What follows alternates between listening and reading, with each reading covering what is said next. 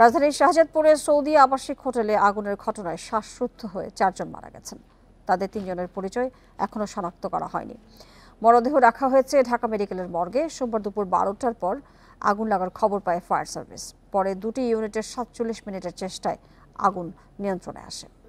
এ নিয়ে আলোচনা করতে রাজধানীর উত্তরা থেকে আমাদের সঙ্গে যোগ দিচ্ছেন ফায়ার সার্ভিসের সাবেক পরিচালক এম শাকিল নেওয়াজ। জনাব শাকিল নেওয়াজ, আপনাকে স্বাগত জানাচ্ছি আমাদের এই সংবাদে। যেটি আপনার কাছে জানতে চাই যে প্রায় প্রতিদিনই কোথাও না কোথাও আগুন লাগছে, এর কারণ কি বলে আপনি মনে করছেন? আপনার অভিজ্ঞতা আসলে কি বলে?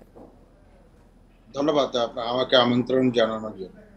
দেখুন, এখন কিন্তু একটা ড্রাই সিজন। এই ড্রাই সিজনে আগুনের মূল কারণ আপনার যে ইলেকট্রিক্যাল যে কারণগুলো হয়ে থাকে, এটার মূল কারণ হলো যে আপনার আর্থিং সিস্টেম আপনার ঠিক না, এবং আর্থিং সিস্টেম ঠিক না হলে পরে আগুন এটা হবে। যেমন আপনার আর্থিং হওয়ার কথা 1 ওহমের নিচে থাকার কথা। ড্রাই সিজনে আপনার মাটির শুষ্কতা বেড়ে গেলে পরে আর্থিংটা বেড়ে যায়, রেজিস্ট্যান্সটা অনেক কমে যায়, যার ফলে কিন্তু আপনার আগুনের এই সম্ভাবনা থাকে। তো আর্থিং আমাদের এমনিই তো যে বিল্ডিং গুলো করা হয়েছে, এগুলো কিন্তু আর্থিক তেমন মানে যেটা হলো মানদণ্ডনীয় পর্যায়ে নেই। তো তো এই পর্যায়ে যদি এই সমস্ত বিল্ডিং এ যদি আগুন ধরে, তাহলে তো সর্বনাশ। আর এই বিল্ডিংটার ভিতরে ব্যর্থ রয়েছে। এই 6 তলা building, it's a commercial building.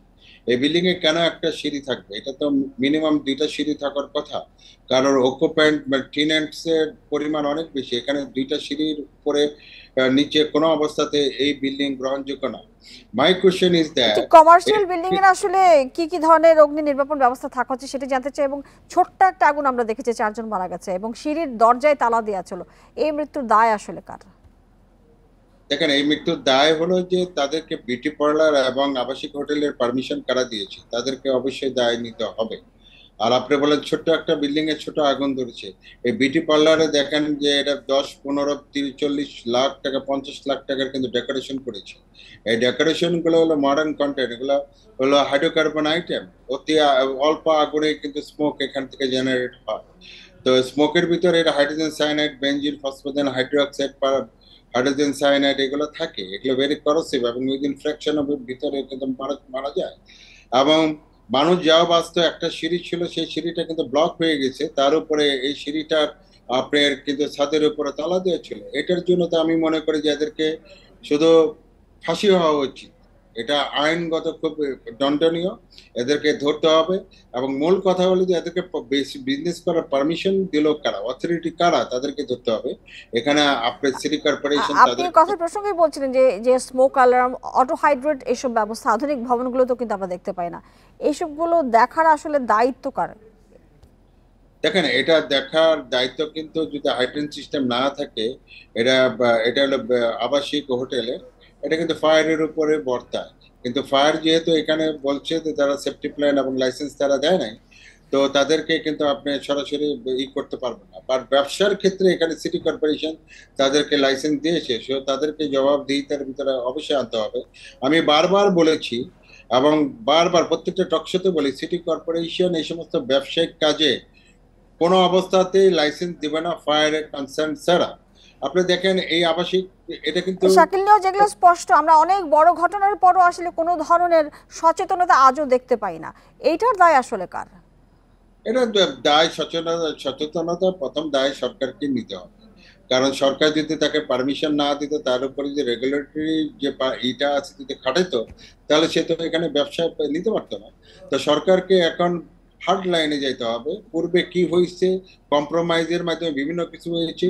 যারা এই সমস্ত ব্যর্থ এখন করছে, এই সরকারে আমি মনে করি যে এদেরকে ধরে উপযুক্ত পানিশমেন্ট দিতে হবে। কারণ এই কালপিট কালসাপগুলো কিন্তু রয়ে গেছে, এদের কিন্তু পরিবর্তন হয় নাই। হাসিনা সরকার চলে গেছে, কিন্তু তার যে প্রেতাত্মাগুলো এখনো কিন্তু এখানে রয়ে গেছে এবং তারা কিন্তু এই সমস্ত কাজকর্মগুলো করছে। তো তাদেরকে এই নিয়মের মাধ্যমে তাদেরকে ধরতে হবে যে তোমরা কোন অবস্থাতে তাকে লাইসেন্স দিয়েছো, কেমনে টাকা ইনকাম করছো। অবশ্যই এই হোটেল থেকে দেখেন, শাকিল নিয়াজ, আসলে একটি পতিত সরকারের দায় দিয়ে কি আসলে এই ধরনের ঘটনা এড়ানো সম্ভব? কারণ আমাদের যে সামাজিকভাবে যেভাবে গড়ে উঠছে অগ্নি নির্বাপন ব্যবস্থা ছাড়া, আমি সেটির দায়ের কথা বলছি। দেখেন এখানে শর্ট সার্কিট কিন্তু এখন তদন্ত সাপেক্ষের আগেই কিন্তু বলা যাবে না। হাউ ডু ইউ কনফার্ম যে এখানে শর্ট সার্কিট হয়েছে? এখানে তো অন্য কিছু হইতে পারে।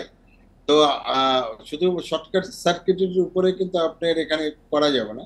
এখানে তাপমাত্রা বেড়ে যাওয়ার পরে যেটা হলো গ্যাসিয়াস কন্ডিশন ছিল কিনা, এখানে কিন্তু গ্যাসের লাইন ছিল কিনা, কেউ আবার দেয়াশলাতে আগুন ধরে কিনা, এগুলো কিন্তু আপনার কিন্তু কনসিডারেশন আনতে হবে এবং তদন্তে এগুলো বেরিয়ে আসবে। তবে এই ধরনের বিল্ডিং এ অবশ্যই ফায়ার সেফটি মোতাবেক ফায়ার হাইড্রেন্ট এবং এক্সটিংগুইশার স্প্রিংকলার এই সিস্টেম থাকার কথা। এখন কেন নাই, এটার কিন্তু উত্তর একমাত্র কিন্তু ফায়ার সার্ভিসের ডিজি কিন্তু দিতে পারবে, তার প্রতিনিধিরা দিতে পারবে। এবং আই আই থিঙ্ক তারা যদি না দিতে পারে তাদেরকেও এটা কোশ্চেনেবল করা উচিত। জি এবং তারা দিতে পারবে এই জন্যই যেটা আমি এখানে খবরে শুনলাম যে সেফটি প্ল্যান করা জি হয়নি, তারা লাইসেন্স জি দেয় জনাব নাই। শাকিল নওয়াজ, আপনাকে অনেক ধন্যবাদ আমাদের সাথে যুক্ত হয়ে এই বিষয়ে কথা বলবার জন্য।